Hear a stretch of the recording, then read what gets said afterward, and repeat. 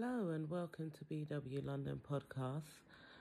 I've got to say, hats off to the work that Kevin Samuels and many of the men in the manosphere who speak to women do.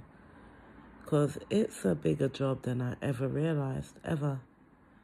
I'm having so much conversations with other people that I work with, not really taking into consideration they're all men. Do you know what I mean? These general conversations are with men and how they've perceived it as being very blasé. They understand gay men as well. Many are gay men. Not realising I haven't actually spoken to that many women. A few in my family. I say a few. Only one I've been brutally blunt with, and, she handled it quite well. But today, at my son's football, I was speaking to another lady, a biracial lady, and she's about, how old is she? I think she's pushing 50. And I don't, we're not great mates or nothing, just literally, had the odd conversation. But today's the biggest time, the most we've ever gone in terms of conversation. We're talking about, our relationship situation and so on. But so, yeah, she's pushing 50. She has a son who is 12.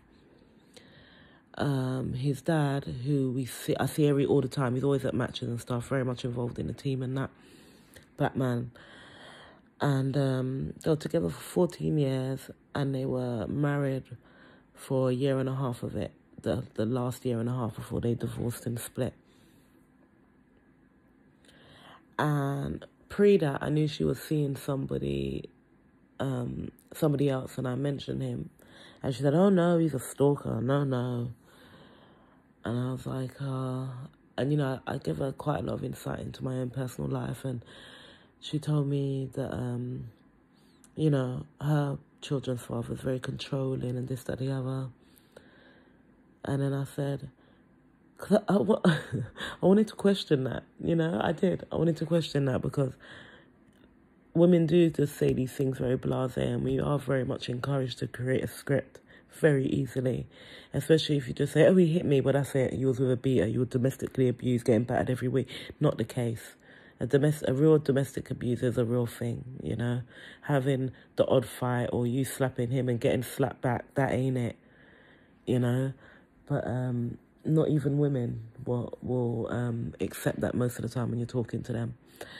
But yeah, so, but questioning it wasn't that easy. So I said instead, well, most men, they do want, women that are quite agreeable, and she weren't shouting or nothing, but nope. Because, if that's the case, blah, blah, blah, I've worked too hard, going on about her education, and she just went off. I was like, this, you can't make this shit up. You can't. She went off. She talked about big long speech about education and where she's at in life now, especially financially. Said she couldn't be with nobody in McDonald's. It just wouldn't make sense. And then I remember that I added, that's because you wouldn't be able to respect him, right? And she said, yeah, no point kidding ourselves about it. And then after I had said, in whatever friendlier way, I said submissive, she said, but that's, what do you call it? That's chauvinistic. No. Toxic male masculinity, that's it. That's toxic male masculinity. And the best I could give at that point was like, this is a bigger project. I'm at a football game. I don't know. I could hear that she spoke like she had all the options as a 20-year-old, her 20-year-old self. I could hear it. And there was no solution to her problem because I couldn't be brutally honest and inform her that, you're pretty overweight. You do look your age. I just dropped. They weren't that subtle hints. They're subtle in the sense that they weren't directed at her. But I said, because men my age, they're not interested in myself. Why would they be? They could be with a younger woman. And, I said stuff like that.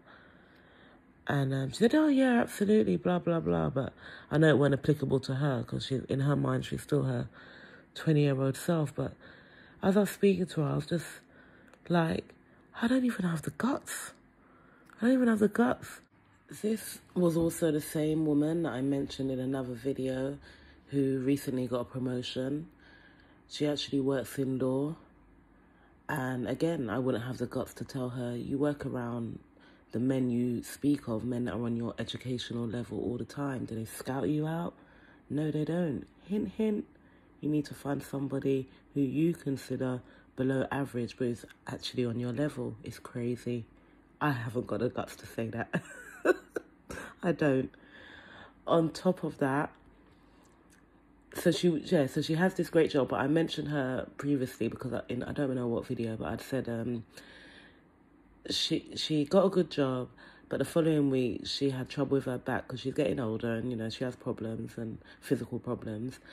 And I just found her so unfeminine in the sense her face is always screwing up. Like, even when I told her, you know, men like women that are quite submissive. I didn't use that word. I think I used a friendlier word, but her face went, ugh, no, I haven't worked that hard for that. And I was like, oh, God. But, yeah, when she had this back injury, I offered to help her with her chair at football, and she just wouldn't let me help her. And I said, that's what's wrong with us, like women. We don't allow ourselves. No, I do it myself. And I'm thinking, this is the problem. Do you know what I mean? This is actually the problem. Letting somebody help you is being feminine. Do you know what I mean? I realised in speaking to this woman, I'm going to have a hard time speaking to many a women. I can't see how myself expressing this type of information very easily, which is crazy to me, you know? So yeah, shout out to Kevin Samuels. His work is hard and this issue is real.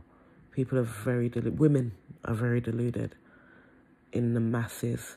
It's serious. Whew. Thanks for listening.